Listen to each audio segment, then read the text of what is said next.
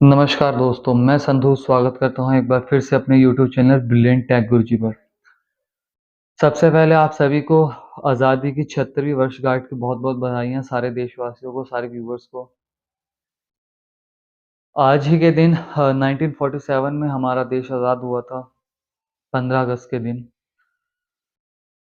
दोस्तों, ये जो आज़ादी है, ये हमें बहुत ही मुश्किल से मिली है। बहुत सारे लोगों ने अपनी कुर्बानियाँ दी हैं इस आज़ादी को लेने के लिए। और आज भी इस आज़ादी को बनाए रखने के लिए बहुत सारे सैनिक जो बॉर्डर के ऊपर हैं, वो अपनी जानें दे रहे हैं, अपनी जान कुर्बान कर रहे हैं इस देश के लिए। सबसे पहले तो उन्हें सैल्यूट।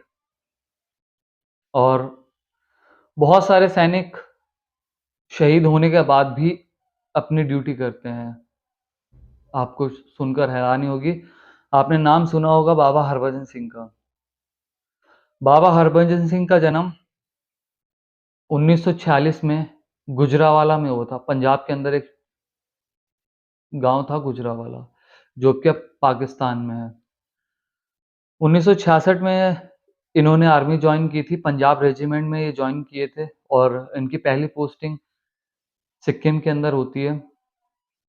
सिक्किम के अंदर ये नाथुला में तैनात थे। 1966 में ये पंजाब रेजिमेंट में भर्ती होते हैं और 1968 2 साल बाद इनकी पोस्टिंग जो थी नाथुला में थी सिक्किम के अंदर। ये वहाँ पर घोड़ों के काफ़िले को तोंगकुला से डोंग चीला लेकर जा रहे थे।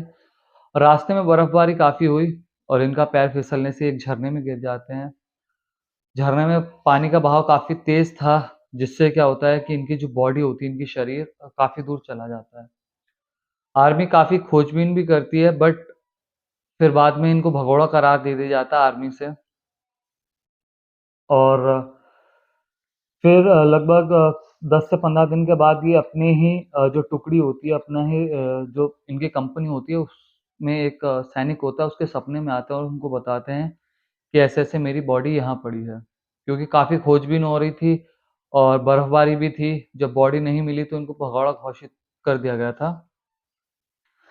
लेकिन जब सपने में आए, सपने में आने के बाद इन्होंने बताया और जब वहाँ खोजबीन की गई, तो इनकी राइफ़ल और इनकी बॉडी वहीं पर ही मिली जहाँ सपने में आके इन्होंने बताया था। उसके बाद आर्मी को अपनी गलती का एहसास होता है। आर्मी सम्मानपूर्वक इनका अंतिम संस्कार करती है। अंतिम संस्कार करने के बाद इनके गाँव में ही इनका अंतिम संस्कार किया जाता है। लेकिन उसके अंतिम संस्कार के कुछ दिन बाद ही ये फिर से अपने जो साथी सैनिक हैं उनके सपनों में आते हैं और उनको अलग-अलग एक्टिविटी जो वहाँ पर हो रही थी उसके बारे में बताते हैं कि ऐसा हो रहा है। तो शुरुआत में तो सबने अपना ये वहम मानकर छोड़ दिया कि हो सकता है ये वहम है, तो उस चीज़ को कहकर टाल दिया गया। लेकिन जैसे-जैसे टाइम बढ़ता गया, ये सब चीज़ें बढ़ती गईं और उनकी जो कही हुई बातें थी, जो सपने में आकर बताते थे, वो सच होने लगी। तो मान लिया गया कि मरने के बाद भी ऑन ड्यूटी हैं और इनका एक बंकर था, जिसको बाद में मंदिर में तब्दील कर दिया गया। इनके 2 मंदिर हैं, एक न्यू मंदिर है, एक ओल्ड मंदिर है। जितने भी ज़्यादातर सैनिक जो जाते हैं या जितने भी ज़्यादातर जो लोग घूमने के लिए जाते हैं, वो सब के सब नए मंदिर में जाते हैं, पुराने मंदिर में कोई नहीं जाता है। इनका उसी बंकर के अंदर इनका मंदिर बना दिया गया था। और आज भी कहा जाता है कि कोई भी सैनिक वहाँ पर जाता है, पोस्टिंग के लिए जाता है, कोई भी अफ़सर हो, तो ये उनका मंदिर में माथा टेक कर ही आगे जाते हैं, अन्यथा वहाँ से आगे नहीं बढ़ते हैं। इनका वहाँ मंदिर बना दिया जाता है, बाकायदा इनकी प्रमोशन भी होते हैं, साल में इनको छुट्टी भी दी जाती है 2 महीने की। इनका ट्रेन का टिकट कराया जाता है, 3 सैनिक इनको लेके जाते हैं, इनके गाँव छोड़ के आते हैं और 2 महीने की छुट्टी खत्म होने के बाद वापस इनको फिर लेके आया जाता है। 2006 में इनको रिटायर भी कर दिया गया था और आज भी बताते हैं कि जो इनका बिस्तर है, जब वो रात को लगा दिया जाता है और सुबह उठकर देखा जाता है, तो उसमें सिलवटें पड़ी होती हैं। इनके जो जूते होते हैं, वो मिट्टी में सने होते हैं, गंदे होते हैं।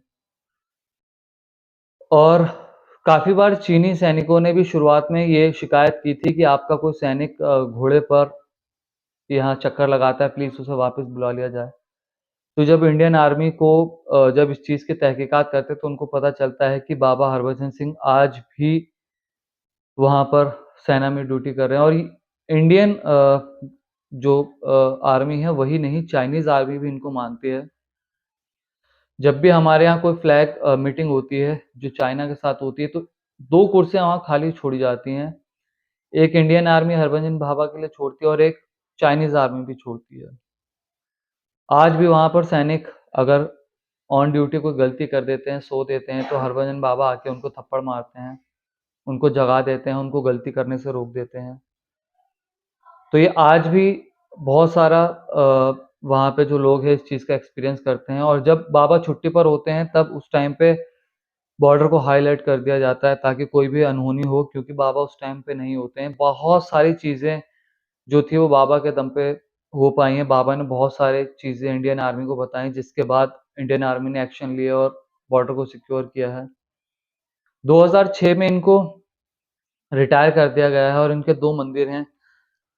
एक मंदिर जो है पुराना मंदिर वो सिल्क रोड पर है, जो आर्मी हेडक्वार्टर है वहीं पर ही है, सिल्क रोड पर जो दुनिया का सबसे बड़ा गोल्फ कोर्स जो हाईएस्ट जो गोल्फ कोर्स है, एक मंदिर उसके पास में है, दूसरा मंदिर जो है वो डोकलाम से सिर्फ 4 किलोमीटर दूर है, जो नया मंदिर है, वो वहाँ पे हर कोई जाता है। इसके पीछे एक कहानी भी है, कहा जाता है कि बाबा के 2 बॉडीगार्ड हैं, एक कोई ब्रिगेडियर रैंक के ऑफिसर रैंक के ऑफिसर थे। एक बार उन्होंने बाबा को सैल्यूट नहीं किया और वो अपनी पोस्टिंग पर चले गए। जब वो आगे बढ़े वो हेलीकॉप्टर से थे, उनका हेलीकॉप्टर क्रैश हो गया और जो थी उनकी मृत्यु हो गई थी। तो उनका भी एक छोटा मंदिर उनके आस-पास जो पुराना मंदिर है उसके आस-पास बना हुआ है। कहा जाता है आज भी वो बाबा के रक्षक हैं। आपने ऑफिसर रैंक के किस्से बहुत सुने होंगे इंडियन आर्मी के ये लेकिन ये सैनिक रैंक का पहला किस्सा है जो पूरी देश जानता है इसके बारे में। आपकी क्या राय है इसके बारे में? प्लीज़ हमें कमेंट करके ज़रूर बताएँ और आपको ये स्टोरी कैसी लगी, वो भी बताएँ। जय हिंद, धन्यवाद।